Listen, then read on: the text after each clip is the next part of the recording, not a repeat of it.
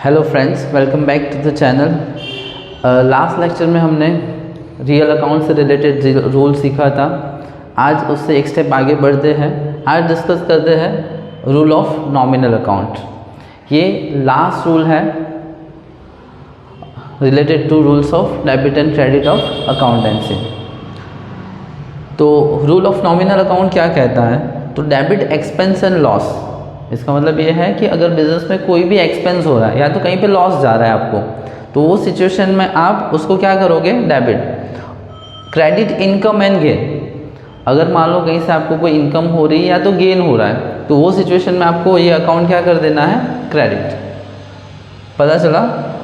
तो इसका rule debit expense and loss, credit income and gain. अगर एक्सपेंस हुआ है या तो आपको कुछ लॉस है तो आपको डेबिट कर देना है।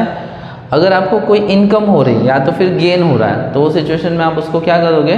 Credit. Okay, just for example, मान लो ये आपका बिजनेस है, ओके, और आपके बिजनेस में एक पर्सन काम कर रहा है, मिस्टर ए। ओके, अब हमें पता है कि कोई भी पर्सन अगर आपके यहाँ जॉब कर रहा है तो हमें उसको सैलरी देनी पड़ती है एवरी मंथ। मान लो कि मिस्टर ए की सैलरी 10,000 रुपीज़ है। ओके, तो जब भी हम इनको सैलरी का पेमेंट करेंगे, अगर हम बिजनेस में मिस्टर ए को सैलरी का पेमेंट करते हैं, तो ये सिचुएशन में जो सैलरी है वो बिज़नेस के लिए क्या हो जाएगा? एक्सपेंस, क्योंकि हम सैलरी का पेमेंट कर रहे हैं, तो हमें क्या कर देना है? डेबिट। पता चला? एक बार वापस से देखते हैं। मान लो मिस्टर ए है जिनको हम सैलरी दे रहे हैं, वो हमारे यहाँ जॉब कर रहे हैं, तो ये सिचुएशन में हम सैलरी का पेमेंट करते हैं 10,000, तो ये सैलरी हमारे लिए एक्सपेंस हो गई, तो हम इसको क्या कर देंगे? डेबिट। पता चला? तो ये रूल था डेबिट एक्सपेंस एंड लॉस। अब मान लो कहीं पे किसी, मान लो रिलायंस कंपनी के हमने कुछ शेयर खरीदे हैं। ओके, अगर आपके पास किसी कंपनी के शेयर है और कंपनी प्रॉफिट करती है, तो प्रॉफिट का कुछ हिस्सा आपको मिलता है, that is consider as a dividend. तो मान लो रिलायंस कंपनी के शेयर थे आपके पास और कंपनी ने आपको कुछ डिविडेंड दिया है 2,000 रुपये का, तो ये सिचुएशन में ये कुछ भी जो हमें मिल रहा है, ओके, डिविडेंड के तौर पे, वो हमारे लिए क्या हो जाएगा? इनकम। अगर इनकम है तो हमें क्या करना है? क्रेडिट। पता चला? तो अगर एक्सपेंस या लॉस है तो हम डेबिट करेंगे। कहीं से हमें कोई इनकम हो रही है या तो फिर गेन जनरेट हो रहा है, तो उस सिचुएशन में उसका अकाउंट हमें क्या कर देना है? क्रेडिट। ओके, चलो इसको समझते हैं कुछ एग्जांपल लेके। 5,000 पेड फॉर सैलरी, जो यहाँ पे लिया था वो एग्जांपल है। हमने 5,000 रुपये सैलरी के पे किए हैं, तो first you have to find out the expense. तो यहाँ पे खर्चा कौन सा है हमारा? सैलरी का। ओके, सैलरी हम क्या कर रहे हैं? पे कर रहे हैं, मतलब कि हमें सैलरी देनी है। तो अगर हम पे कर रहे हैं तो हमारे लिए एक्सपेंस है, और हमें पता है कि अगर हमारे लिए एक्सपेंस है तो हमें उसको क्या करना है? डेबिट। पता चला? यहाँ पे हम सैलरी पे कर रहे हैं तो हमारे लिए एक्सपेंस हो गया, तो हम उसको क्या कर देंगे? डेबिट। एक और ट्रांजेक्शन लेते हैं, ब्रोकरेज रिसीव्ड 2,500। तो यहाँ पे अगर देखा जाए तो ब्रोकरेज ये हमारे लिए क्या हो गई?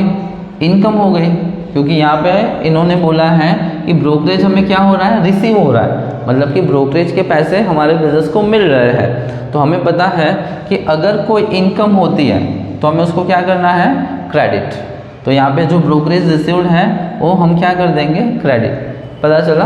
तो ये एक्सपेंस था जहाँ पे हम पेमेंट कर रहे थे, तो उसका अकाउंट हमने क्या कर दिया? डेबिट। यहाँ पे देखा जाए तो हमें ब्रोकरेज मिल रहा था, दैट इज अवर इनकम, तो उसको हमें क्या कर देना है? क्रेडिट। ओके, एक और ट्रांजेक्शन देखते हैं, बैड डेब्ट्स इनकर्ड ₹3,000।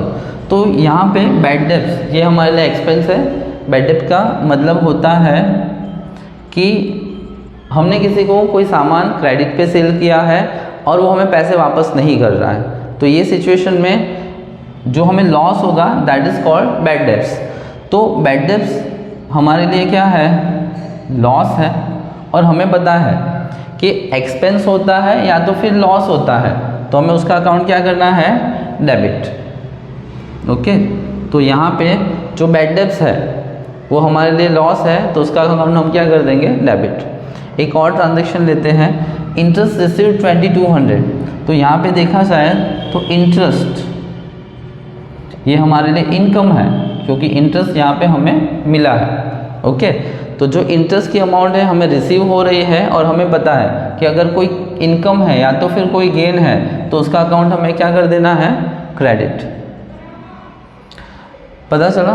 तो ये कुछ ट्रांजेक्शन थे रिलेटेड टू नॉमिनल अकाउंट। ये तीनों रूल्स, पर्सनल, रियल और नॉमिनल, अगर ये तीनों रूल्स अगर आपको अच्छे से आते हैं तो आप बहुत अच्छे तरीके से डेबिट क्रेडिट्स अप्लाई कर सकते हो आपके सम में। ओके, तो नेक्स्ट लेक्चर में इसी से रिलेटेड ये तीनों पर्सनल, रियल और नॉमिनल तीनों के कंबाइंड से रिलेटेड कुछ ट्रांजेक्शन्स देखेंगे, और उसकी इफ़ेक्ट क्या होती है डेबिट क्रेडिट में वो देखेंगे। Okay, take care of self, bye, अपना ध्यान रखना।